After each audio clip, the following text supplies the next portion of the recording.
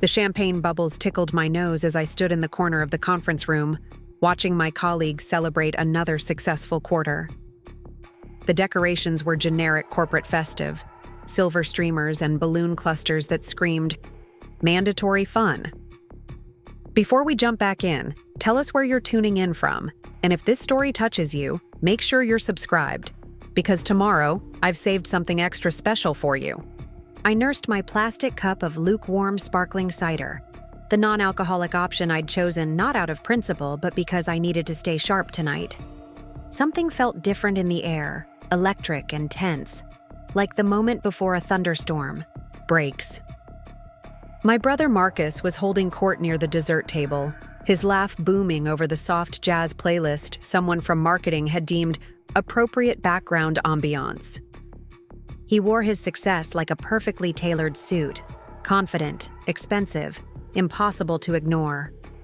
3 years older than me, he'd landed at Hartwell Associates 6 months after I did, despite my 2-year head start. The difference was that Marcus had connections, an MBA from Northwestern, and the kind of natural charisma that made people want to hand him opportunities wrapped in gold ribbon. I smoothed down my navy blazer, the one I'd bought on sale from Target 2 years ago and had worn to every important meeting since. It was professional enough to blend in, but not expensive enough to make anyone think I was trying too hard. That was the tightrope I'd learned to walk here, competent but not threatening, present but not presumptuous. The party had been going on for an hour when Marcus found me. I'd been perfectly content observing from my corner, making mental notes about office dynamics and trying to figure out why our department head, Janet Morrison, kept glancing at her phone with a secretive smile. But Marcus had that look in his eyes, the one that meant he was about to say something that would stick under my skin for weeks. "Emma, there you are." His voice carried that false brightness he used when he wanted something, or when he was about to deliver what he considered helpful advice. "You're being antisocial again. You know that's not how you climb the ladder around here, right?" I forced a smile, the same one I'd perfected during family dinners when he'd explain why his latest achievement was actually a favor to everyone around him. "Just enjoying the atmosphere, Marcus. It's a nice party." "Nice?" He laughed, and the sound was sharp enough to cut glass. "Emma, you've been here for 3 years. 3 years. And you're still sitting in the same cubicle, doing the same data entry work you started with. Don't you think it's time to face reality?" The words hit exactly where he'd aimed them. I'd been promoted once, technically, from administrative assistant to data analyst, which mostly meant I got to do the same work with a slightly less embarrassing title and an extra $75 a week before taxes. Meanwhile, Marcus had gone from junior account executive to senior strategic consultant in 18 months, complete with a corner office and a parking spot with his name on it.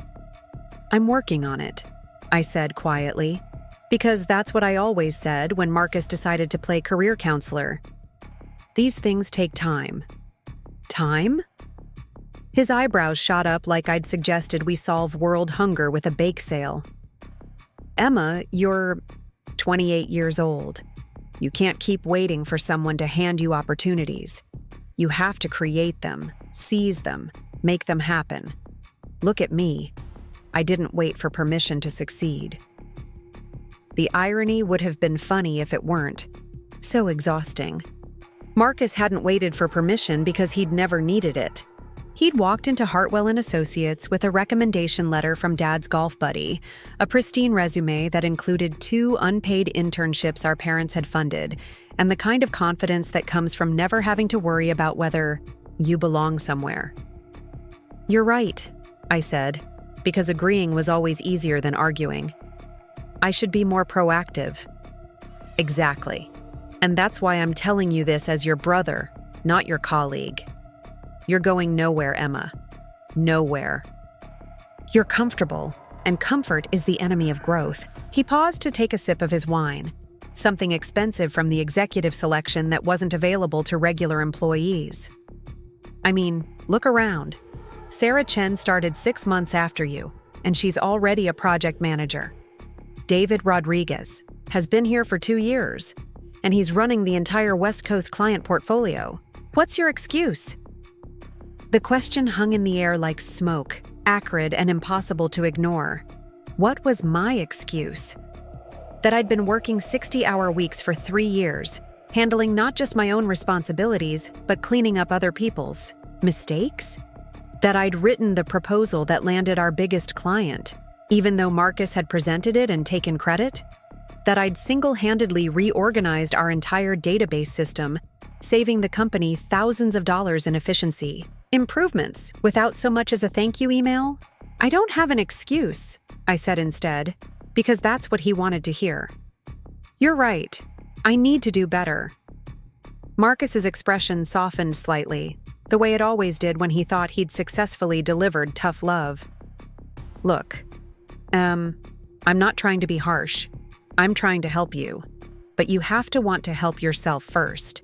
You can't just coast through life expecting things to fall into your lap." Coasting. That's what he called it. 3 years of arriving early, staying late, and saying yes to every impossible deadline and unreasonable request. 3 years of watching my ideas get implemented by other people. My hard work get absorbed into team victories that somehow never included my name. 3 years of being the reliable one, the one who could always be counted on to fix what others broke, to smooth over what others complicated. "Emma, are you even listening to me?" Marcus's voice cut through my thoughts, slightly irritated. "Now. This is exactly what I'm talking about. You zone out, you don't engage, you don't fight for what you want, and then you wonder why you're not getting ahead." I looked at him, really looked at him, and saw myself reflected in his eyes. Small, forgettable, disappointing. It was a look I'd seen before, in family photos where I stood slightly behind everyone else, in performance reviews where I was praised for being dependable and consistent, in meetings where my suggestions were acknowledged with polite nods and then immediately forgotten. "You're absolutely right," I said, and meant it. Not because I agreed with his assessment, but because I finally understood something I'd been too afraid to admit to myself. I had been going nowhere, but not for the reasons he thought. I'd been going nowhere because I'd been trying to go somewhere that would never actually want me to arrive. "Good," Marcus said, satisfied. "I'm glad we had this talk. And hey, if you ever want some pointers on how to position yourself better, you know where to find me. I've got a few strategies that might help you stand out." Stand out. The phrase made me want to laugh. I'd been standing out for 3 years, as the person who stayed late to finish other people's work, who volunteered for the thankless projects, who smiled and nodded when credit was given to everyone but me. I'd been the most visible invisible person in the company, and it had gotten me exactly nowhere. "I appreciate that, Marcus. Really." I raised my plastic cup in a mock toast. "Here's to new strategies." He clinked his wine glass against my cup, the sound hollow and unsatisfying. "That's the spirit. Now come on, let me introduce you to some people. Networking is everything in this business." I followed him across the room, past clusters of colleagues who were deep in conversation about weekend plans and vacation destinations. Marcus guided me toward a group that included Janet Morrison, our department head, and Richard Hartwell himself, the company's founder and CEO. They were talking about the quarterly numbers, their voices animated with the kind of excitement that comes from exceeding expectations. "Janet, Richard," Marcus interrupted smoothly, "I wanted you to meet my sister Emma. She's been doing excellent work in the analytics department." Janet smiled politely, the kind of smile that said she recognized my face but couldn't quite place my name. "Of course, Emma. How are you enjoying the party?" "It's lovely," I said, "because that's what you say at company parties. Thank you for organizing it." "Actually, Richard said, and his voice carried the kind of authority that made everyone within a 10-foot radius turn to listen. Emma's timing is perfect. We were just discussing some exciting changes coming to the company structure. My heart did a small skip. Changes to the company structure usually meant layoffs, reorganizations, or budget cuts. In my experience, exciting changes were rarely exciting for people in my position. Nothing to worry about, Janet added quickly, apparently reading the concern on my face. Very positive changes. We're expanding several departments, creating new leadership positions, really investing in our future. That's wonderful, I said, and tried to mean it. The company has been growing so much lately. Exactly. Richard's eyes lit up. Which is why we're promoting from within whenever possible. We want to reward the people who've been building this success with us. Marcus straightened beside me, his entire posture shifting into what I'd learned to recognize as his interview stance. That's fantastic, Richard. I've been hoping for opportunities to take on more responsibility, really contribute to the company's growth trajectory. Well, Richard said with a chuckle, I think you'll find that opportunities have a way of finding the right people. Sometimes when you least expect them. There was something in his tone, something that made Janet check her phone again and smile that secretive smile. I glanced around the room and noticed that several other department heads were positioned strategically throughout the space, all of them wearing expressions of barely contained anticipation. Speaking of which, Janet said, I think it's time we made our announcement. Richard, shall we? Richard nodded and moved toward the front of the room, where someone had set up a small microphone. The conversations gradually died down as people noticed him positioning himself to speak. Marcus smoothed his tie and straightened his shoulders, clearly expecting to be called forward at any moment. Good evening, everyone. Richard's voice carried easily through the room. Preparing and narrating this story took us a lot of time, so if you are enjoying it, subscribe to our channel. It means a lot to us. Now back to the story. I hope you're all enjoying the party. You've certainly earned it with your hard work this quarter. A murmur of agreement rippled through the crowd. I found myself holding my breath, though I couldn't have said why. These announcements were usually about company milestones, new clients, or policy changes. Nothing that would affect someone like me directly. As many of you know, Hartwell Associates has been growing rapidly. We've added new clients, expanded our services, and consistently exceeded our revenue targets. This success is directly attributable to the talented, dedicated people in this room. More murmurs, more nodding. Marcus had shifted slightly forward, ready to accept whatever recognition was coming his way. Which is why I'm particularly excited to announce that we're promoting several team members to new leadership positions, effective immediately. These individuals have demonstrated exceptional commitment, innovative thinking, and the kind of quiet leadership that drives real results. Quiet leadership. The phrase made something flutter in my chest, though I couldn't quite identify what. I'd never thought of myself as a leader, quiet or otherwise. I was the person who followed instructions, who completed assignments, who made sure things got done without making waves. Our first promotion is in the analytics department, Richard continued, and I felt Marcus tense beside me. This person has been instrumental in streamlining our data management systems, has consistently identified cost-saving opportunities, and has demonstrated an exceptional ability to translate complex information into actionable insights. I knew who he was talking about. Sarah Chen, probably, or maybe David Rodriguez. They were both brilliant, both confident, both the kind of people who commanded attention in meetings. I started to zone out, my mind already wandering to the logistics of Monday morning and the pile of reports waiting on my desk. It gives me great pleasure to announce that Emma Richardson has been promoted to Senior Analytics Manager, with oversight of the entire Western region data portfolio.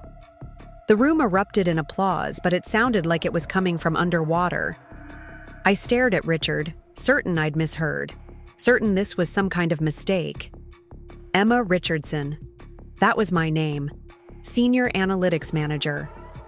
That was a position I'd never even dared to dream about. Emma.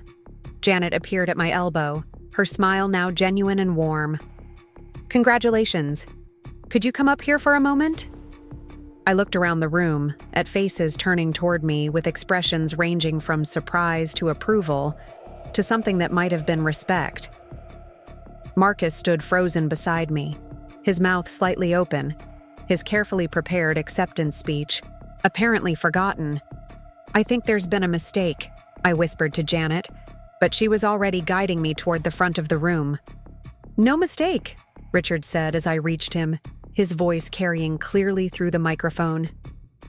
Emma, your work on the Patterson Industries account was exceptional. Your proposal for restructuring their inventory management system saved them over $200,000 in the first quarter alone. That's the kind of strategic thinking we need in leadership positions. The Patterson Industries account. I'd worked on that proposal for months, staying late to analyze their data, running models, testing scenarios. I'd submitted it through Marcus, assuming he would present it to the client. I'd never known it had been implemented, much less that it had been successful. Additionally, Richard continued, your initiative in redesigning our internal database system has improved efficiency across all departments. What started as a suggestion in a staff meeting has become a company-wide standard that's saving us thousands of hours of work annually. The database system. I'd built that in my spare time, frustrated by how long it took to find information in our old setup. I'd mentioned it once in a meeting, suggesting it might be useful, and then forgot about it. I'd assumed nothing had come of it. These are the kinds of contributions that drive real change, Richard said. Emma, would you like to say a few words? I stood there, microphone in hand, looking out at a room full of colleagues who were seeing me clearly for perhaps the first time. My eyes found Marcus, who was staring at me with an expression I couldn't quite read. Shock, maybe. Confusion. Something that might have been the beginning of respect. Thank you, I said, my voice steadier than I felt. I'm honored and grateful for this opportunity. I look forward to continuing to contribute to the company's success. It wasn't eloquent, but it was honest. The applause was warm and sustained, and for the first time in 3 years, I felt like I was exactly where I belonged. As I stepped away from the microphone, Janet caught my arm. Emma, I need you to know, this promotion isn't charity. You've earned it. Your work speaks for itself. But I never even applied for the position, I said, still trying to process what had happened. You didn't need to, she replied. Good work has a way of speaking for itself. Sometimes the people who are too busy doing the job to ask for recognition are exactly the ones who deserve it most.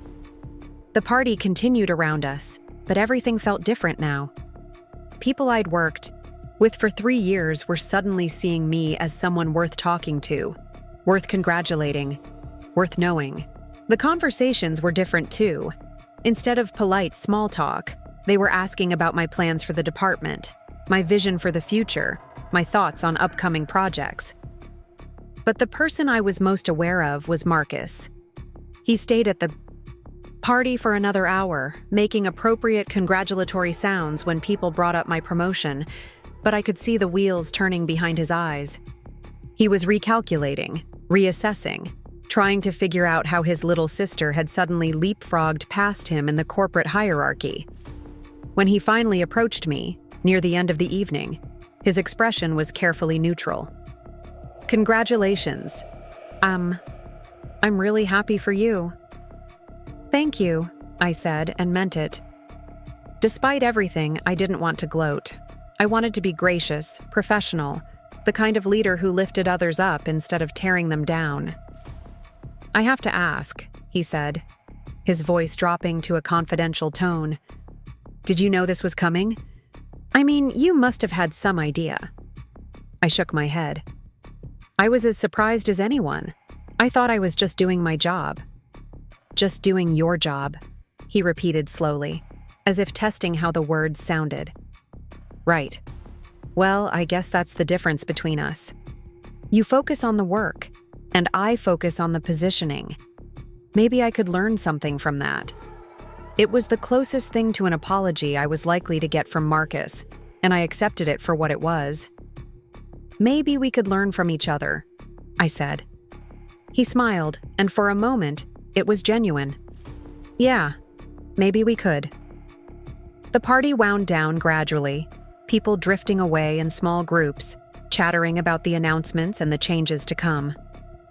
I stayed until the end, helping to clean up not because I had to anymore, but because it felt like the right thing to do. As I stacked chairs and collected empty cups, I thought about the conversation I'd had with Marcus just a few hours earlier. You're going nowhere, Emma. Nowhere. He'd been wrong, but not in the way either of us had expected. I hadn't been going nowhere. I'd been building something, quietly and steadily, without fanfare or self-promotion. I'd been going somewhere all along. I just hadn't realized it until I arrived. The next morning, I would sit in my new office, an actual office, with walls and a door and a window overlooking the city. I would meet with my team, start planning initiatives, begin the work of proving that Richard and Janet's faith in me had been justified.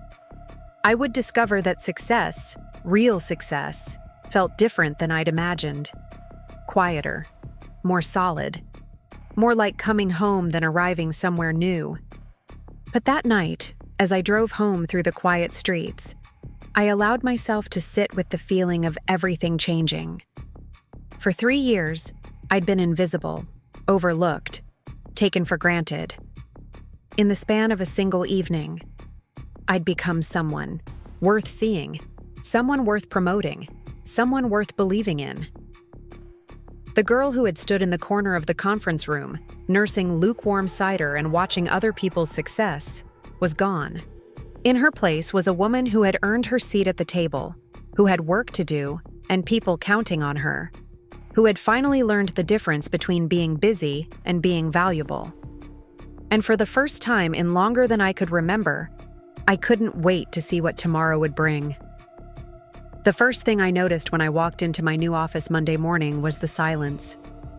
Not the oppressive quiet of being ignored, but the purposeful hush of a space where important decisions got made. The second thing I noticed was the stack of files on my desk, each one marked with a yellow sticky note in Janet's precise handwriting. The third thing I noticed was my hands shaking as I reached for the first folder. Senior Analytics Manager for the Western Region. The title still felt foreign in my mouth, like speaking a language I'd studied but never practiced. My old cubicle had been cleaned out over the weekend by building services, my few personal items transferred to this corner office with its floor-to-ceiling windows and view of the harbor. The nameplate on my door read, Emma Richardson, in bold black letters, as if the universe was finally learning how to spell my name correctly. I'd barely settled into the leather chair that was mine now when my computer chimed with an email from an address I didn't recognize. The subject line made my stomach drop. Concerns regarding recent organizational changes. The sender was listed as a concerned colleague, but the message itself was anything but anonymous in its venom. It's unfortunate when nepotism and office politics override merit-based advancement. Some of us have been wondering what exactly Emma Richardson did to earn such a rapid promotion. Perhaps there are workplace dynamics that deserve closer examination by HR. Just a friendly observation from someone who cares about fairness and transparency. I read it twice, then a third time, each pass making my chest tighter. The implication was crystal clear, and it hit exactly where it was intended to hurt. Not only was I unqualified for this position, but I'd somehow cheated or manipulated my way into it. The anonymous nature of the email made it impossible to address directly, which was undoubtedly the point. Before I could spiral too deeply into self-doubt, Janet knocked on my doorframe. She was holding 2 cups of coffee and wearing the kind of expression that suggested she'd already heard about my Monday morning welcome gift. Rough start to the week? She asked, settling into one of the chairs across from my desk. I turned my computer screen toward her, letting her read the email herself. Her expression darkened with each line, and by the time she finished, her jaw was set in a way that reminded me why Janet Morrison had earned her reputation as one of the toughest department heads in the company. "This is exactly the kind of garbage I was afraid of," she said, her voice sharp with anger. "Emma, I need you to understand something. Anonymous complaints like this always surface when we promote someone who doesn't fit the traditional mold. It happened when David Rodriguez got promoted last year.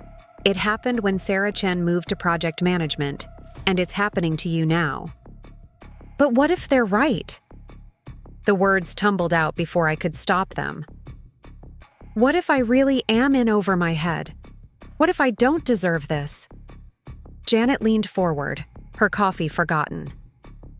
"Emma, do you know why I recommended you for this position?" I shook my head, afraid that speaking would release the tears I'd been holding back since reading the email. "Because for 3 years, you've been doing the job without the title or the recognition. When the Morrison Industries account was falling apart last spring, you worked 18-hour days rebuilding their data infrastructure from scratch. When our entire Western region reporting system crashed in July, you single-handedly reconstructed 6 months of analytics in a weekend.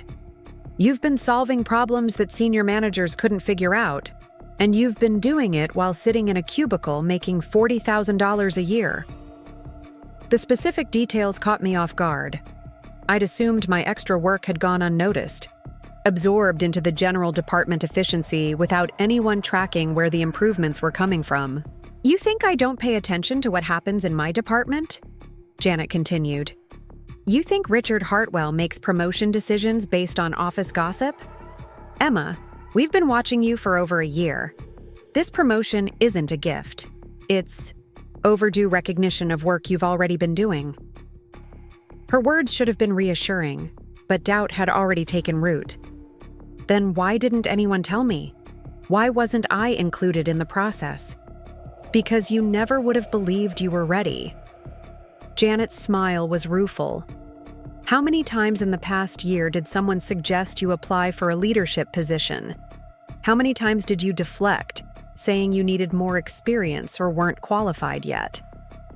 The accuracy of her observation stung because I could remember at least 4 specific conversations where colleagues had encouraged me to pursue promotions I'd dismissed as unrealistic. Each time, I'd found reasons why I wasn't ready, why someone else would be better suited, why I should wait for more experience. "Self-doubt is a luxury we can't afford in leadership positions," Janet said gently. "Especially not when anonymous cowards are trying to undermine your authority before you've even had a chance to establish it." She was right. But knowing she was right didn't make the email sting less. Someone in this building, someone I worked with every day, thought I was undeserving enough to take time out of their morning to craft a poison pen letter. The idea that my colleagues were gossiping about how I'd really earned my promotion made my skin crawl. "What do I do about it?" I asked. "You do the job," Janet said simply. "You do it so well that anonymous complaints become irrelevant. You prove that our faith in you was justified, not through words, but through results." After Janet left, I spent the rest of the morning diving into the files she'd left on my desk.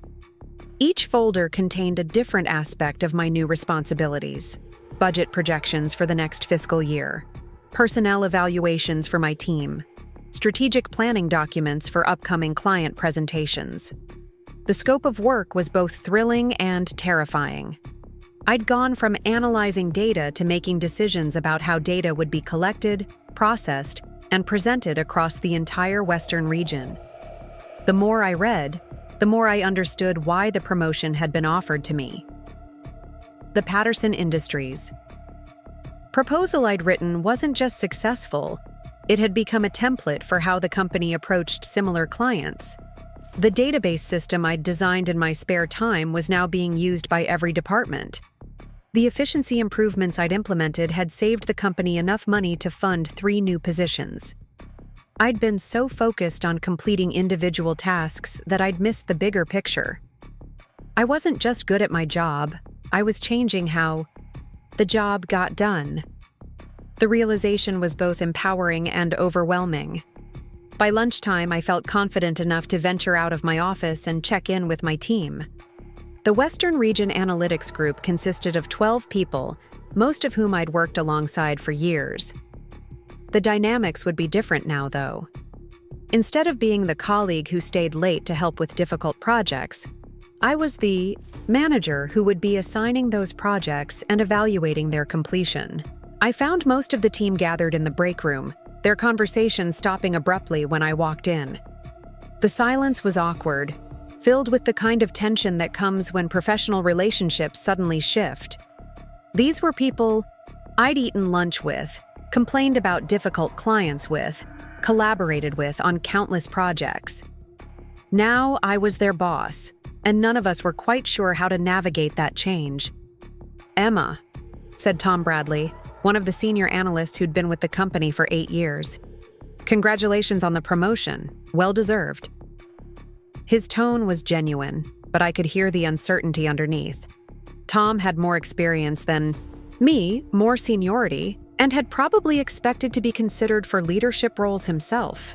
The fact that I'd been promoted over him couldn't have been easy to accept. "Thank you, Tom. I'm looking forward to working with all of you in this new capacity." I paused, trying to find the right balance between authority and approachability. "I know this transition might feel strange at first, but I want you to know that my door is always open. My goal is to support your work, not micromanage it." The conversation that followed was stilted but professional. People asked appropriate questions about upcoming projects and reporting structures. They made the right noises about being excited for the changes ahead.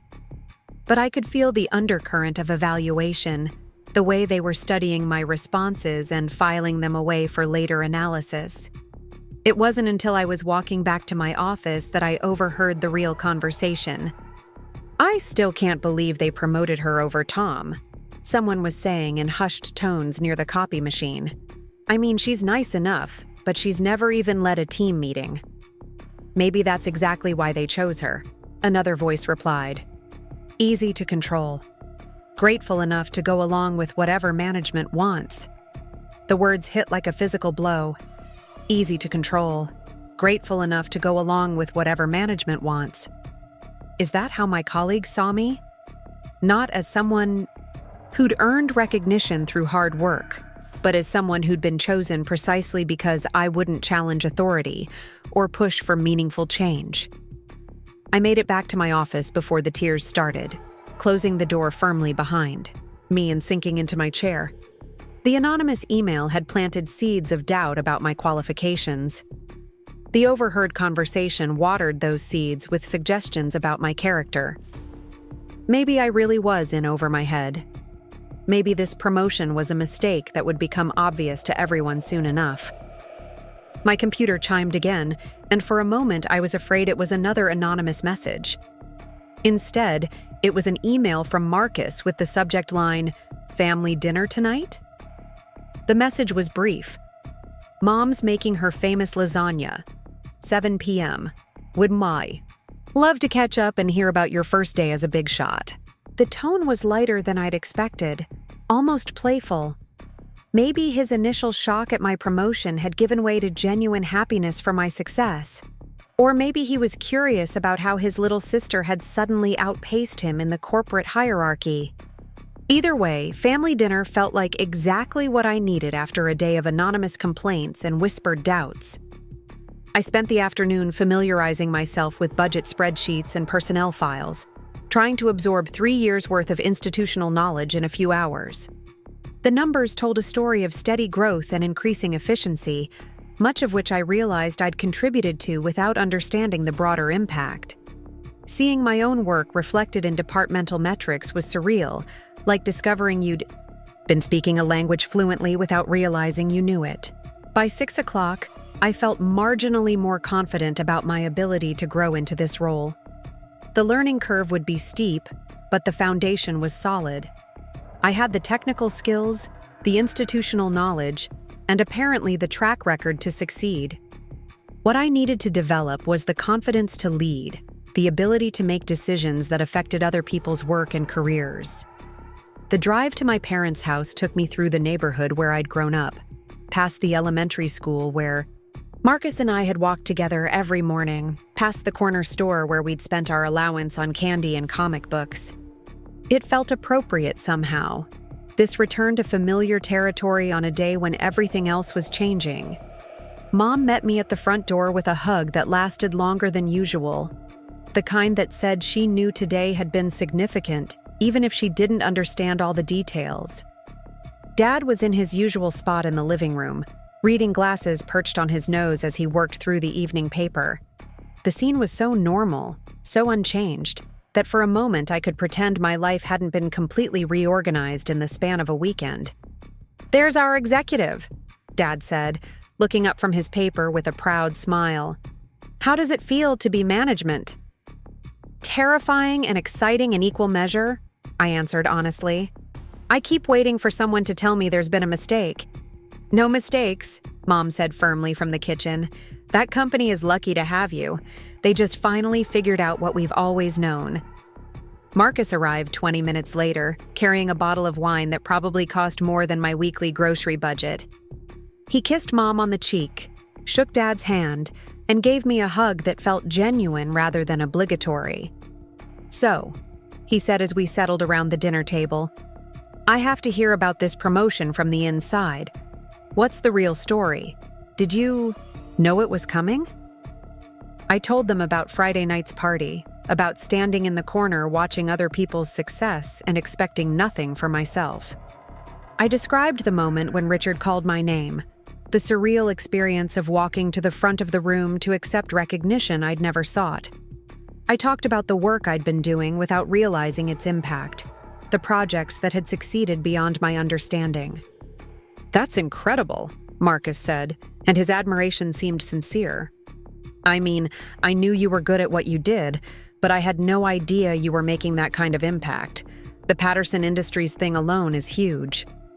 "You know about Patterson Industries?" I asked, surprised. "Emma, everyone in the building, knows about Patterson Industries. That proposal has become legendary.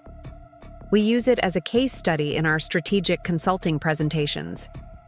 He paused, his fork halfway to his mouth. "Wait, you didn't know that?"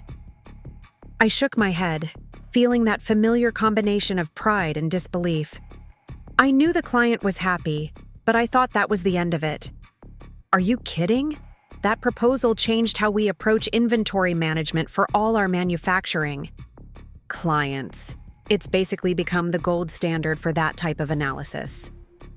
Marcus set down his fork, his expression serious. "Emma, I owe you an apology. What I said Friday night about you going nowhere, I was completely wrong.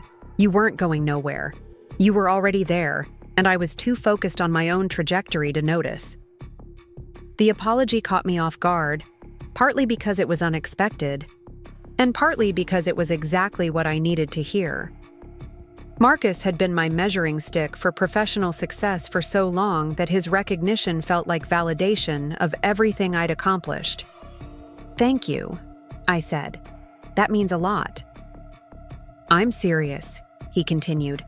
"I've been thinking about it all weekend. You and I have completely different approaches to career advancement. I focus on visibility, networking, positioning myself for opportunities.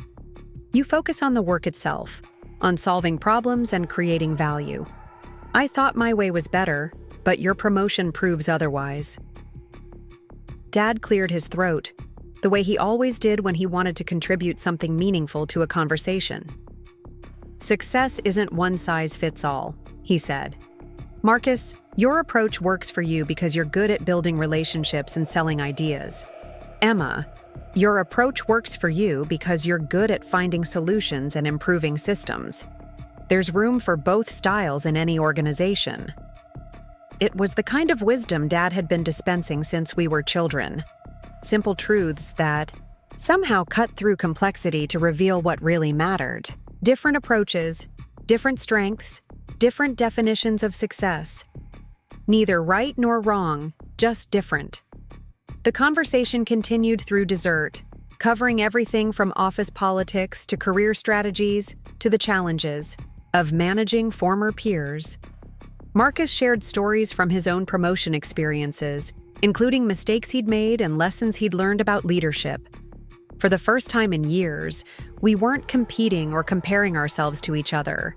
We were just siblings, sharing professional experiences and offering mutual support.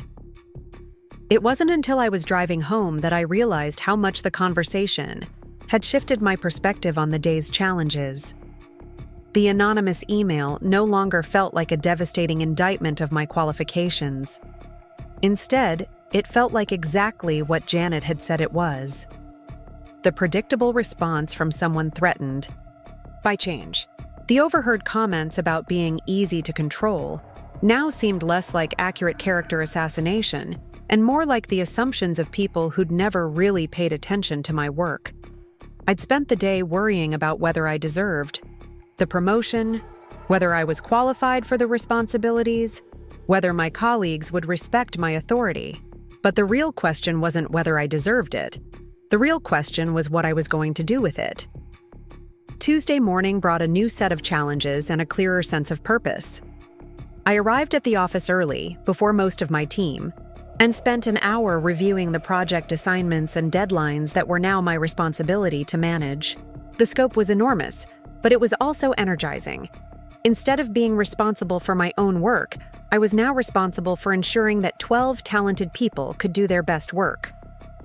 My first team meeting was scheduled for 10 o'clock, and I'd spent the previous evening preparing an agenda that balanced information sharing with collaborative planning. I wanted to establish authority without being authoritarian, to provide direction without micromanaging, to be approachable without being permissive. It was a delicate balance, and I wasn't entirely sure I'd found it. The conference room filled gradually as team members arrived with coffee and notebooks, their expressions a mixture of curiosity and caution. These were people I'd worked alongside for years, but the dynamic was fundamentally different now. I was no longer a peer offering suggestions. I was a manager making decisions that would affect their daily work and career prospects. "Good morning, everyone," I said, standing at the head of the table that had once intimidated me and now felt like home. I know this transition has been sudden for all of us, and I want to start by acknowledging that. We're all figuring out new roles and relationships, and that's going to take some time. I could see people relaxing slightly, their shoulders dropping as they realized I wasn't going to pretend nothing had changed or immediately start issuing orders. My goal in this role is to support your work, remove obstacles, and help our department continue the excellent work we've been doing together. I'm not interested in making changes for the sake of change, but I am interested in finding ways to work more efficiently and effectively. Tom Bradley raised his hand, his expression serious but not hostile. "Emma, can you talk about your vision for the department? What changes should we expect?" It was a fair question and an important one. I'd been so focused on proving I could do the job that I hadn't spent enough time articulating what doing the job would actually look like. Honestly, Tom, I think we're already doing excellent work. Our client satisfaction ratings are the highest in the company, our efficiency metrics are consistently above target, and our innovation in data analysis has been adopted company-wide. My focus is going to be on scaling what's working and identifying areas where we can have even greater impact. I clicked to the first slide of the presentation I'd prepared, showing departmental performance metrics over the past 3 years. The upward trajectory was clear and consistent, a visual representation of the collective success we'd built together. What I'd like to do is spend the next few weeks talking with each of you individually about your career goals, your project, preferences, and areas where you'd like to develop new skills. Then we can work together to align individual growth with departmental objectives. The response was positive, heads nodding around the table as people realized I was talking about investment in their development rather than increased oversight of their work. The tension that had filled the room when I started speaking was gradually replaced by something that felt like cautious optimism. The meeting continued for another hour, covering current projects, upcoming deadlines, and resource allocation. I found myself falling into a rhythm, asking questions that revealed my understanding of the work while gathering information I needed to make informed decisions. By the time we adjourned, I felt like I'd successfully navigated my first major test of leadership. But the real test came that afternoon, when my computer chimed with another anonymous email. "Interesting team meeting this morning. Very diplomatic. But we're all wondering when you're going to address the elephant in the room. How exactly did someone with your limited experience leap over more qualified candidates? Some of us are starting to ask uncomfortable questions about what really happened behind closed doors. Just thought you should know what people are thinking." This time the email didn't just sting, it made me angry. The first message had been cruel but vague. This one was specific, personal, and designed to undermine not just my confidence, but my relationships with my team. The implication that I'd somehow gained my position through inappropriate means was both insulting and potentially damaging to my reputation. I printed the email and walked directly to Janet's office, knocking on her doorframe with more force than necessary. "Emma, what's wrong?" she asked, looking up from her computer. I handed her the printed email, watching her expression harden as she read it.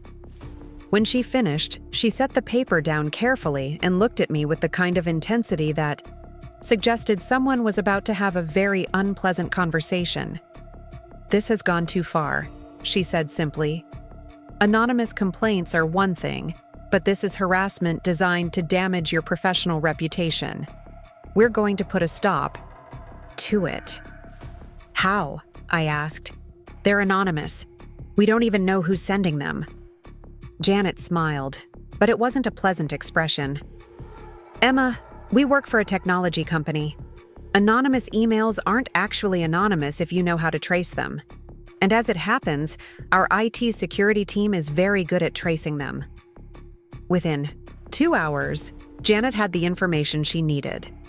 The emails had been sent from a company computer in the strategic consulting department during business hours, using an IP address that traced back to a specific workstation. The workstation belonged to Derek Matthews, a senior consultant who'd been with the company for 5 years and had apparently expected to be considered for the senior analytics manager position himself. "Derek Matthews," I said, staring at the name on Janet's screen. "I barely know him. We've worked on maybe 3 projects together in the past year." "You don't need to know someone well for them to resent your success," Janet replied, "especially when they feel that success should have been theirs." The revelation was both relieving and disappointing. Relieving because the anonymous harassment now had a face and could be addressed directly. Disappointing because it came from someone I'd respected professionally, someone whose work I'd admired and whose opinion I'd valued. "What happens now?" I asked. "Now Derek Matthews has a conversation with HR about appropriate workplace communication and professional behavior. And you focus on doing the job you were hired to do, without worrying about anonymous critics who don't have the courage to sign their names to their complaints." That evening, I stayed late in my office, not because I had urgent work to complete, but because I needed time to process everything that had happened in my first 2 days as a manager. The anonymous emails, the overheard conversations, the team, meeting, the revelation about Derek Matthews. It all felt like months of experience compressed into 48 hours. I was beginning to understand that leadership wasn't just about having the technical skills to do the job. It was about navigating personalities, managing perceptions, and maintaining authority in the face of challenges both professional and personal. It was about making decisions that affected other people's lives and careers, and accepting responsibility for the consequences of those decisions. But it was also about something else, something I was just beginning to recognize. It was about believing in myself enough to trust that the people who promoted me had made the right choice, It was about understanding that not everyone would support my success, and that their lack of support didn't invalidate my accomplishments. It was about learning to lead not from a position of desperate gratitude, but from a position of earned confidence. As I finally packed up my briefcase and prepared to leave for the day, I thought about the conversation I'd had with Marcus at dinner the night before. Different approaches to success, different definitions of achievement, different ways of making an impact. For years, I'd tried to succeed by making myself indispensable through hard work and reliability. I'd thought visibility and self-promotion were the only paths to advancement, and since those weren't my strengths, I'd assumed advancement wasn't in my future. But I'd been wrong about what success looked like, just as I'd been wrong about what leadership required. Success wasn't about being the loudest voice in the room or the most aggressive advocate for your own advancement. Success was about solving problems, creating value, and building something meaningful with the talents you had been given. Leadership wasn't about commanding respect through force of personality or political maneuvering. Leadership was about earning respect through competence, integrity, and a genuine commitment to the success of the people you were responsible for guiding. I was beginning to understand that my promotion wasn't a mistake or a fluke or a gift I hadn't earned. It was recognition of work I'd already been doing, leadership I'd already been providing, and value I'd already been creating. The only mistake would be allowing other people's doubts or resentments to convince me otherwise. Walking to my car, in the parking garage, I felt something I hadn't experienced since Friday night's party. Genuine excitement about what tomorrow would bring. Not the nervous energy of someone trying to prove they belonged, but the confident anticipation of someone who knew they had work to do and the skills to do it well. The girl who had spent 3 years believing she was invisible was gone. In Tao. Her place was a woman who had learned to see herself clearly, to value her own contributions, and to trust in her ability to grow into whatever challenges lay ahead. And for the first time since accepting the promotion, I couldn't wait to see what those challenges would teach me about leadership, about myself, and about the kind of impact one person could make when they finally understood their own worth. The quarterly board meeting was scheduled for Thursday morning, exactly 3 weeks after my promotion became official. I'd been dreading it since Janet mentioned it during our Monday check-in, not because I wasn't prepared, but because I knew Derek Matthews would be there. Strategic Consulting always sent 2 representatives to quarterly reviews, and Derek was their senior analyst for the Western region. Since HR's conversation with him about the anonymous emails, he'd been professionally distant but correct in our interactions. No more poison pen letters, no more whispered campaigns, just the kind of cold civility that made every encounter feel like walking on ice. I understood his resentment, even if I couldn't respect his methods. In his mind, I'd stolen an opportunity that should have been his, and no amount of evidence about my qualifications would change that fundamental belief. I arrived at the conference room 15 minutes early, spreading my presentation materials across the polished mahogany table and testing the projection equipment. The quarterly review was my first major presentation as a department head, and I'd spent weeks preparing data visualizations that told the story of our team's impact on company operations. Revenue increases, efficiency improvements, client satisfaction, scores, cost savings initiatives. Every metric pointed to sustained success under my leadership. The board members filtered in gradually. Richard Hartwell looking distinguished in his navy suit. Chief Financial Officer Patricia Liu with her ever-present tablet and stylus. Operations Director Michael Torres carrying a thick folder of what I assumed were budget projections. Janet arrived with 2 other department heads, offering me an encouraging nod as she took her seat near the head of the table. Derek entered with his supervisor, Strategic Consulting Director Amanda Walsh, both of them carrying matching leather portfolios that probably cost more than my monthly salary. Derek's eyes met mine briefly across the table, his expression neutral but watchful. I wondered if he was hoping I'd stumble during my presentation, if my failure would somehow validate his belief that I didn't deserve to be in this room. Good morning, everyone, Richard said, calling the meeting to order with the kind of authoritative presence that commanded immediate attention. We have quite a bit to cover today, so let's dive right into departmental reports. Emma, would you like to start us off with the Western Region Analytics overview? Standing up required more courage than I'd expected, but once I was on my feet, muscle memory from years of smaller presentations took over.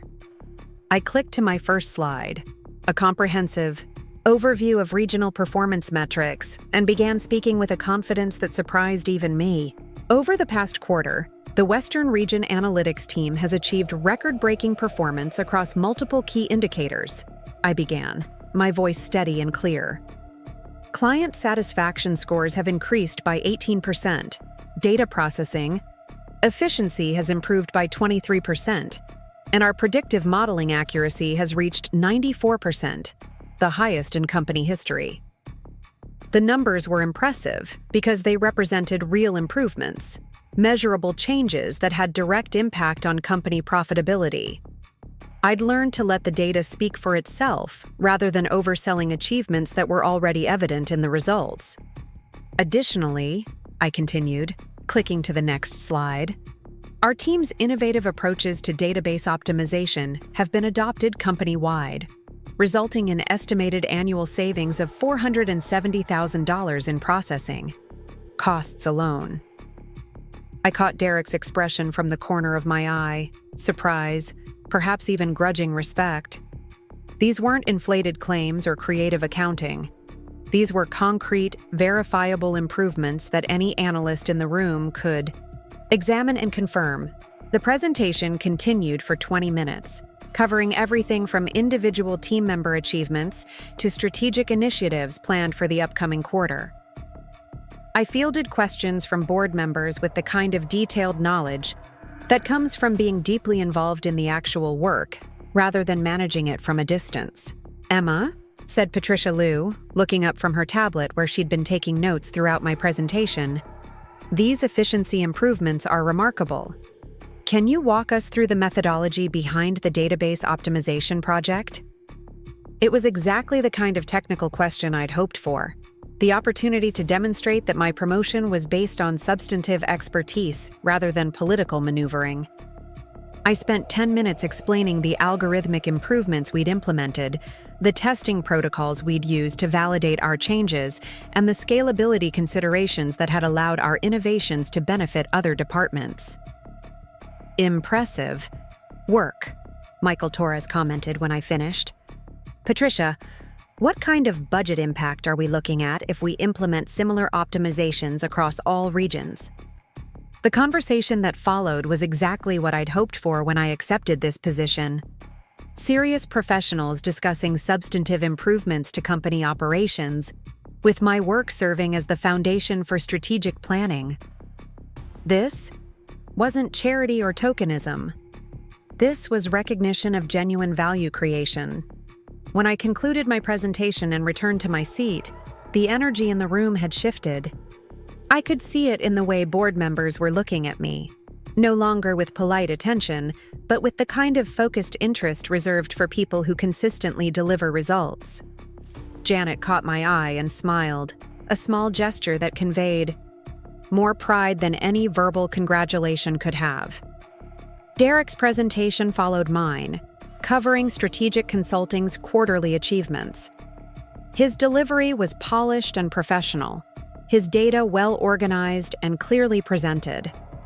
Under different circumstances, I might have admired his presentation skills and the comprehensive scope of his department's work. But knowing what I knew about his character, about his willingness to undermine colleagues through anonymous harassment, made it difficult to separate his professional competence from his personal integrity. His department had achieved solid results, successful client engagements, strategic planning initiatives, cost reduction proposals that had saved significant money. But as I listened to his presentation, I noticed something interesting. Many of his most impressive achievements relied on data analysis and predictive modeling that had been provided by other departments, including mine. His success was built on foundation work done by people he'd tried to discredit, The irony wasn't lost on me, and apparently it wasn't lost on Amanda Walsh either. During the question period following Derek's presentation, she made several pointed inquiries about the analytical methodologies underlying his strategic recommendations.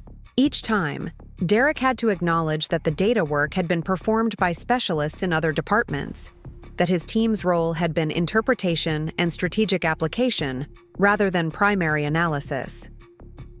"Derek," said Richard Hartwell, during one particularly detailed exchange about predictive modeling techniques, "it sounds like your department's success depends heavily on the quality of analytical support you receive from other teams. How would you characterize those collaborative relationships?" It was a diplomatic way of asking whether strategic consulting was playing well with others, but Derek's hesitation before answering suggested he understood the subtext. "We have excellent working relationships with all departments," he said finally. "The quality of analytical support we receive, particularly from the Western Region Analytics team, has been consistently outstanding." The acknowledgement was professionally appropriate but personally galling. 3 weeks earlier, this same man had been sending anonymous emails questioning my qualifications and suggesting I'd obtained my position through inappropriate means. Now he was publicly praising the quality of work my team provided to his department. "Emma," Richard said, turning his attention back to me, "what's your perspective on these collaborative relationships? Are there ways we could improve cross-departmental coordination?" The question gave me an opportunity to demonstrate leadership, maturity, to show that I could put departmental success ahead of personal grievances. "I think collaboration has been generally strong," I said carefully. "Our teams work well together on client projects, and there's good communication about data requirements and analytical priorities. If anything, I'd like to see more proactive coordination on long-term strategic initiatives, more opportunities for analytical insights to inform strategic planning from the beginning, rather than being brought in after frameworks have already been established." It was a subtle but pointed suggestion that strategic consulting could benefit from involving analytical specialists earlier in their planning process, rather than treating data analysis as a service function to support decisions that had already been made. The suggestion was professionally delivered but strategically significant, positioning my department as strategic partners rather than support staff. Amanda Walsh picked up on the implication immediately. "That's an excellent point. Emma, Amanda, Derek, I'd like you to work with Emma's team on developing more integrated planning processes. Let's schedule a follow-up meeting to discuss specific coordination protocols." The directive was delivered with the kind of casual authority that made it clear this wasn't a suggestion, but an instruction. Derek would now be required to collaborate directly with me on strategic planning initiatives, to acknowledge my department's expertise in formal planning processes, to treat me as a peer rather than a subordinate service provider. The rest of the meeting proceeded smoothly, covering budget projections, personnel planning, and strategic objectives for the upcoming fiscal year. But the dynamics had shifted fundamentally. I was no longer the newcomer seeking acceptance, but an established department head whose expertise was being actively sought by senior leadership. As the meeting concluded and people began gathering their materials, Patricia Liu approached me with a proposition that would have seemed impossible just a month earlier. "Emma, I've been thinking about your database optimization work. Would you be interested in presenting your methodology to the executive leadership team? We're always looking for innovation case studies, and your project would be perfect for our next strategic planning retreat." The executive leadership team included not just department heads, but regional vice presidents, the entire C-suite, and selected board members. Presenting to that group would position me as a thought leader within the company, someone whose ideas were worthy of the highest levels of consideration. "I'd be honored to present to the executive team," I said, trying to keep the excitement out of my voice. "What kind of time frame are we looking at?" "The retreat is scheduled for next month at the Riverside Resort. 3 days of strategic planning, with one day dedicated to innovation presentations. I'll send you the details this afternoon. As Patricia walked away, I caught Derek watching our conversation with an expression I couldn't quite read. Surprise? Perhaps.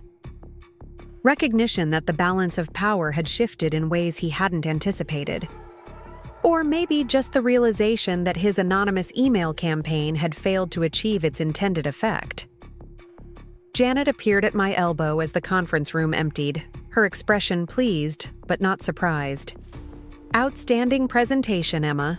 You handled yourself like someone who's been in leadership for years, not weeks. Thank you. It felt good to finally present work that I'd been directly responsible for managing, rather than just contributing to. Get used to it, she said with a smile. Patricia's invitation to the executive retreat is a big deal. They don't invite junior department heads to present at strategic planning sessions. You're being fast-tracked for senior leadership consideration. The concept was both thrilling and intimidating.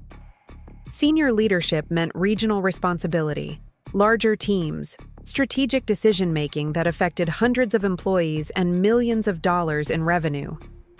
6 months ago, I'd been worried about justifying my existence in an entry-level analyst position. Now I was being considered for roles that would put me in rooms where company direction was determined. But first, I had to prove that my initial success wasn't a fluke. The executive presentation would be my opportunity to demonstrate that my department's achievements were sustainable, scalable, and strategically significant for the company's long-term growth. The afternoon brought an unexpected visitor to my office. Derek Matthews stood in my doorway, his expression carefully neutral, his posture formal but not hostile. Emma, do you have a few minutes to talk? I gestured to the chairs across from my desk, curious about what had prompted this direct approach after weeks of professional distance. He sat down carefully, as if he was navigating a potentially explosive situation. I wanted to discuss the coordination protocols Amanda mentioned during the meeting, he began, his voice professionally modulated. I think there are opportunities for our departments to work more effectively together. It was a reasonable opening, focused on business objectives rather than personal dynamics. But I could sense there was more beneath the surface, some agenda he was working toward that wasn't immediately apparent. I agree, I said. What specific areas do you think would benefit from better coordination? Client proposal development, for one. Strategic consulting often develops frameworks without fully understanding the analytical complexity involved in implementation. Earlier collaboration could help us create more realistic timelines and more accurate cost projections. His assessment was fair and professionally astute.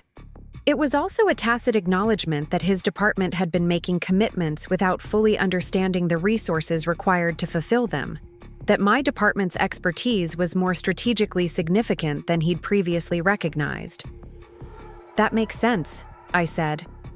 What would better coordination look like from your perspective? Regular planning meetings, shared project timelines, maybe even some cross-training so our teams understand each other's capabilities and limitations. He paused, choosing his words carefully. I know our working relationship got off to a rocky start. I'd like to reset that if possible. There it was, the closest thing to an apology I was likely to receive. No direct acknowledgement of the anonymous emails, no admission of inappropriate behavior, just a professional recognition that past interactions had been less than ideal, and a suggestion that future collaboration could be more productive. I could have pressed for a more explicit acknowledgement of his harassment campaign. I could have demanded a formal apology for the anonymous emails that had questioned my integrity and competence, but doing so would have served my ego more than my department's interests. And I was learning that effective leadership sometimes required choosing strategic advancement over personal satisfaction. I think a reset would be beneficial for both our departments, I said finally. Why don't you put together a coordination proposal outlining specific collaboration protocols? We can review it together and present it to Amanda and Janet for approval. His relief was visible. a slight relaxation of shoulders that suggested he'd been prepared for a much more difficult conversation. "That sounds excellent. I'll have something drafted by early next week." After he left, I sat in my office thinking about the conversation and what it represented. Derek hadn't apologized, but he had acknowledged my authority and expertise in ways that went beyond mere professional courtesy. More importantly, he'd positioned himself as seeking my collaboration rather than my subordination, recognizing that my department's success was essential to his department's continued growth. It was a small victory, but it represented something larger: the gradual shift from defensive justification of my position to confident exercise of my authority. I was no longer trying to prove I belonged in leadership. I was simply leading, making decisions based on strategic considerations rather than personal insecurities. The rest of the week brought a steady stream of validation for that new confidence. Team members who had initially seemed uncertain about my leadership were now bringing me complex problems and innovative solutions, treating me as a trusted advisor rather than an accidentally promoted peer. Other department heads were including me in strategic discussions, seeking my input on initiatives that extended far beyond my formal responsibilities. Most significantly, I was beginning to understand my own value to the organization in ways that went beyond technical competence or analytical expertise. I was good at building consensus, at finding solutions that addressed multiple stakeholders' concerns, at translating complex technical concepts into strategic frameworks that non-technical leaders could understand and implement. These were leadership, skills I'd been developing unconsciously for years, but only now was I beginning to recognize them as distinct competencies rather than just personality traits. The ability to build bridges between departments, to facilitate collaboration between people with different expertise and priorities, to create alignment around shared objectives. These were exactly the skills the company needed as it continued to grow and become more complex. Friday afternoon brought news that crystallized everything I'd been learning about my role and my value to the organization. Janet knocked on my office door with an expression that suggested significant developments. "Emma, I just got off the phone with Richard Hartwell. He wants to offer you the newly created position of Director of Strategic Analytics, reporting directly to him rather than through departmental hierarchy." The words took a moment to register. Director-level positions were typically reserved for people with decades of experience, extensive educational credentials, and proven track records of managing large teams and complex initiatives. I'd been in management for less than a month. "I don't understand," I said slowly. "What would that position involve?" "Company-wide responsibility for analytical strategy, coordination between all regional analytics teams, direct involvement in executive-level strategic planning. Essentially, you'd be the senior analytical advisor for all major company initiatives." The scope was enormous, far beyond anything I'd imagined when I accepted the senior analytics manager position. It would mean leaving my current team, taking on responsibilities that spanned the entire organization, working directly with the CEO and board of directors on strategic decision-making. "Why me?" I asked, though I was beginning to understand the answer. "Because you've demonstrated the ability to deliver results, build consensus, and think strategically about analytical applications. Because other department heads trust your expertise and value your collaboration. Because Richard believes you understand both the technical aspects of data analysis and the strategic implications of analytical insights." Janet paused, studying my expression carefully. "This is a significant opportunity, Emma, but it's also a significant commitment. Director-level positions come with different expectations, different pressures, different responsibilities. You'd be making decisions that affect hundreds of people and millions of dollars in company operations."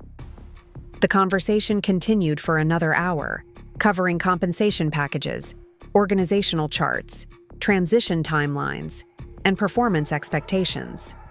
By the time Janet left my office, I had a comprehensive understanding of what the promotion, would entail, and a weekend to decide whether I was ready for that level of responsibility. That evening, I called Marcus to discuss the opportunity. His response was immediate and enthusiastic, but also thoughtful about the implications. "Emma, this is incredible. Director of Strategic Analytics for the entire company? That's the kind of position people spend decades working toward." "I know, and that's what scares me. What if I'm not ready? What if I fail?" "What if you succeed?" he countered. "What if you're exactly what the company needs right now? You've been proving yourself capable of handling increasing responsibility for weeks. This is just the logical next step." We talked for over an hour about leadership challenges, about managing teams across multiple regions, about the transition from departmental management to organizational strategy. Marcus shared experiences from his own career progression, including mistakes he'd made and lessons he'd learned about accepting opportunities that felt overwhelming at first. "The biggest mistake you can make," he said finally, "is turning down an opportunity because you don't feel ready. Nobody ever feels ready for significant promotions. The question isn't whether you're ready. The question is whether you're willing to grow into the role." Saturday morning found me sitting in my favorite coffee shop, writing lists of pros and cons, trying to organize my thoughts about a decision that would fundamentally change my career trajectory. The promotion would mean leaving a team I'd grown to love, taking on responsibilities I'd never imagined having, working at a level of organizational complexity that still felt foreign and intimidating. But it would also mean the opportunity to influence company strategy, to implement analytical innovations across all regions, to build something significant that would outlast my individual tenure. It would mean recognition, not just of my technical competence, but of my strategic thinking and leadership potential. Most importantly, it would mean stepping fully into my own power, accepting that I belonged at the highest levels of organizational decision-making, trusting that my perspective and expertise were valuable enough to warrant that level of responsibility. By Sunday evening, I knew what my answer would be. Not because I felt ready for the challenges ahead, but because I finally understood that readiness wasn't a prerequisite for growth. It was something you developed by accepting opportunities that stretched your capabilities, by trusting in your ability to learn and adapt, by believing that your unique combination of skills and perspectives had value that others recognized, even when you struggled to see it yourself. Monday morning, I walked into Richard Hartwell's office with my decision made and my confidence intact. The girl who had stood in the corner at company parties, watching other people's success and expecting nothing for herself, was gone. In her place was a woman who understood her own value, who recognized opportunities when they appeared, and who was ready to step into whatever challenges lay ahead. "Richard," I said, settling into the chair across from his desk, "I'd like to accept the director position. When would you like me to start?" The email arrived on a Tuesday morning, 6 months after I'd accepted the Director of Strategic Analytics position. The sender was someone I didn't recognize, but the subject line caught my attention immediately. "Thank you for changing my career." I opened it expecting spam or a mistaken identity, but what I found was a message from Jennifer Torres, a recent graduate who'd been hired into our junior analyst program 3 months earlier. She wrote about feeling overlooked and undervalued until she'd attended one of my monthly mentorship sessions for new employees. "You told us that visibility isn't about being the loudest person in the room," she wrote. "It's about doing work so excellent that it speaks for itself." That completely changed how I approached my job. Last week, my manager recommended me for the Accelerated Development Program, and I know it's because I started focusing on creating value instead of seeking attention. I leaned back in my chair, looking out the floor-to-ceiling windows of my corner office at the city skyline beyond. The view still felt surreal sometimes, a daily reminder of how dramatically my life had changed. But Jennifer's email reminded me of something more important than office views or prestigious titles: the ripple effects of leadership that extend far beyond your own career trajectory. The mentorship program had been my idea, launched during my second month as director. I'd remembered how isolating those first years at the company had felt, how much I'd struggled to understand the unwritten rules of professional advancement. The program paired senior employees with new hires, but more importantly, it created structured opportunities for emerging talent to showcase their work and receive feedback from leadership. "Every month, we get at least 3 emails like this," said Sarah Kim, my deputy director, appearing in my doorway with her usual morning coffee and tablet. The mentorship program has become one of our most successful retention initiatives. HR says our junior employee satisfaction scores have increased by 40% since we launched it. Sarah had been my first major hiring decision as director, promoted from within the Western Region team to help manage our expanded scope of responsibilities. She brought analytical brilliance and operational efficiency, but more importantly, she understood the culture we were trying to build. One where excellence was recognized regardless of where it came from or how loudly it was promoted. "Speaking of which," Sarah continued, "Richard wants to discuss expanding the program company-wide. He's scheduled a strategy session for Thursday morning." The thought of Richard Hartwell implementing my mentorship model across all departments was both thrilling and humbling. What had started as a small initiative to help new analysts navigate their careers was becoming a fundamental part of how the company developed talent. It was exactly the kind of systemic impact I'd hoped to achieve when I accepted the director position. "Any other updates I should know about before the leadership meeting?" I asked, scrolling through my calendar for the day. "Actually, yes. Something interesting happened yesterday that I thought you'd want to hear about directly." Sarah's expression suggested good news, the kind that came with a story worth telling. Derek Matthews submitted a formal request to transfer to the Strategic Analytics Division. The irony was almost too perfect to believe. Derek, who had tried to undermine my promotion through anonymous harassment, was now requesting to work directly under my leadership. The man who had questioned my qualifications was seeking to join the team I'd built from scratch. "What's his reasoning?" I asked, genuinely curious about how he would frame such a request. His memo cited the innovative approaches to cross-departmental collaboration and the strategic integration of analytical insights with business planning that our division has pioneered. Essentially, he's arguing that strategic analytics has become the most dynamic and forward-thinking department in the company. It was a complete reversal from his position 6 months earlier, when he'd viewed my promotion as evidence of declining organizational standards.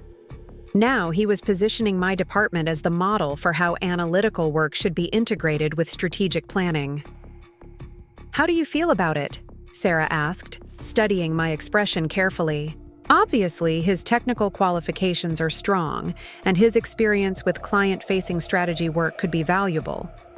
But given the history, I'd been thinking about this possibility for weeks, ever since Derek had started attending our monthly cross-departmental coordination meetings with increasing regularity. His contributions had been consistently valuable, his collaborative approach markedly different from his previous territorial approach to interdepartmental relationships. "Schedule a meeting with him for tomorrow afternoon," I said finally. "If he wants to join this team, he needs to understand what that means and what we expect from our people." The conversation with Derek the following day was unlike any professional discussion we'd ever had. He sat across from my desk with none of the defensiveness or superiority that had characterized our earlier interactions. Instead, he was direct, humble, and surprisingly introspective about his career trajectory. "I owe you an honest explanation for why I want to make this transfer," he began, "and an acknowledgement that my initial reaction to your promotion was unprofessional and inappropriate." It was the first time he'd directly addressed the anonymous email campaign, and his willingness to take responsibility was both unexpected and necessary. I spent the first 5 years of my career believing that advancement was about positioning yourself strategically, about being visible to the right people at the right moments. That approach worked for me initially, but it also made me territorial and competitive in ways that weren't productive for the organization. He paused, choosing his words carefully. "Watching how you've built this department, how you've created Genuine collaboration between teams that used to operate in silos has made me realize that sustainable success looks different than I thought it did. What does sustainable success look like to you now? I asked, genuinely interested in his perspective. Creating value that outlasts your individual tenure. Building systems and relationships that make the entire organization more effective. Leading in ways that develop other people's capabilities rather than just showcasing your own. His answer was thoughtful and aligned with the principles we'd used to build the strategic analytics division. But I needed to understand whether this represented genuine growth or strategic repositioning. Derek, I appreciate your honesty about past mistakes, and I respect the professional growth you've demonstrated over the past few months. But I need to be clear about expectations if you join this team. I leaned forward, my voice taking on the authoritative tone I'd learned to use when establishing non-negotiable standards. This department succeeds because we prioritize collective achievement over individual recognition. We celebrate other people's contributions. We share credit generously, and we treat collaboration as a core competency rather than a strategic necessity.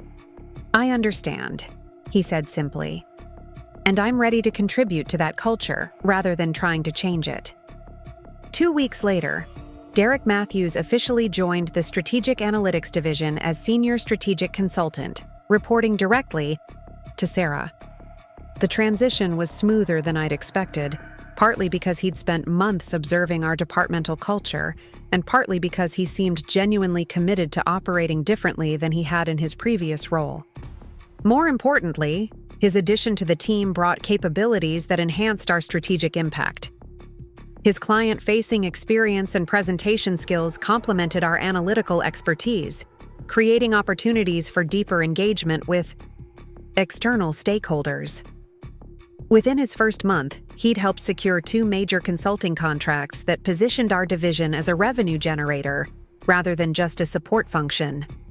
The real validation of our approach came during the company's annual leadership retreat, where I was invited to present our divisional model as a case study in organizational innovation. The presentation covered everything from our mentorship program to our cross-departmental collaboration protocols to our approach to talent development and retention. Strategic analytics has become more than just a department, I told the assembled executives and board members. We've become a laboratory for how different types of expertise can be integrated to create value that none of us could achieve individually. The response was enthusiastic, but more importantly, it was substantive.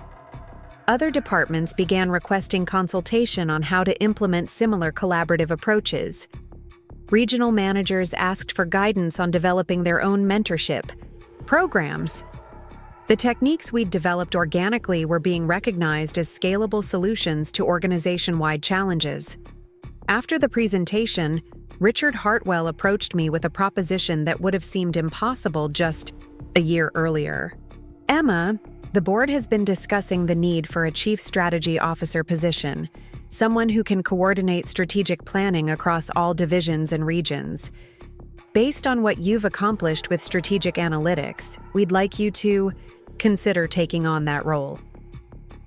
Chief Strategy Officer meant C-suite responsibility, board-level strategic planning, organizational influence that extended far beyond any single department or division. It meant joining the small group of executives who determined company direction and made decisions that affected thousands of employees and millions of dollars in revenue. But it also meant something more personal. Recognition that the quiet, overlooked analyst who had once felt invisible had become someone whose strategic vision was essential to the company's future. It meant that my approach to leadership, based on collaboration and value creation rather than self-promotion and territorial competition, had been validated at the highest levels of the organization. I'd be honored to discuss the position, I said, and meant it completely. 6 months later, I stood at the front of the conference room where my journey had begun. But this time, I was leading the quarterly board meeting rather than nervously presenting departmental metrics. The transformation felt surreal and inevitable. At the same time, like arriving at a destination I'd been traveling toward without realizing it. As Chief Strategy Officer, I'd implemented the collaborative approach that had made strategic analytics successful across the entire organization. Departments that had previously operated in isolation were now working together on integrated strategic initiatives. The mentorship program had expanded to include not just new employees, but anyone seeking to develop new capabilities or transition between roles. Most importantly, we'd created a culture where excellence was recognized and rewarded, regardless of how loudly it was promoted. People like Jennifer Torres, who focused on creating value rather than seeking attention, were advancing rapidly through the organization. The company was becoming the kind of place I'd wished it had been when I was sitting in that cubicle, wondering if my contributions would ever be noticed. After the meeting concluded, I found myself thinking about the conversation with Marcus that had started this entire journey. "You're going nowhere, Emma. Nowhere." He'd been trying to motivate me through criticism, but he'd been wrong about both the diagnosis and the cure. I hadn't been going nowhere. I'd been building something substantial and sustainable, quietly and consistently. The recognition had come not because I'd changed my approach to match traditional expectations of leadership, but because I'd finally found an environment where my natural approach to creating value was understood and appreciated.